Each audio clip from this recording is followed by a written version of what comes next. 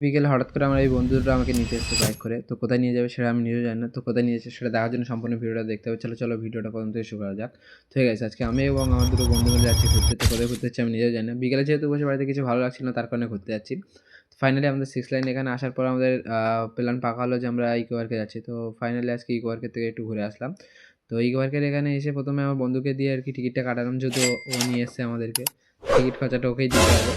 তো আমরা ইকো পার্কের ভেতরে চলে আসি। তো ইকো পার্কে এখানে এসে আজকে দেখছিলাম অনেক ভিড়। তার কারণ হচ্ছে আজকে যেহেতু রবিবার, তো সবকিছু ছুটি থাকে, তার কারণে হয়তো অনেকটা ভিড় হয়েছে।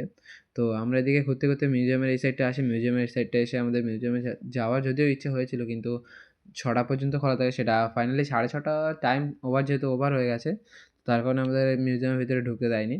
তো তোমাদেরকে একটাই কথা বলব যে যারা আমার ভিডিও দেখো তারা সবাই একটু ফলো করে দিও। তো আজকের ভিডিও ছিল এইটুকুই। আমরা সাপুজির এদিক থেকে লাইট দেখতে আরকি বাড়িতে চলে আসি। চলো দেখা হচ্ছে নেক্সট ভিডিওতে।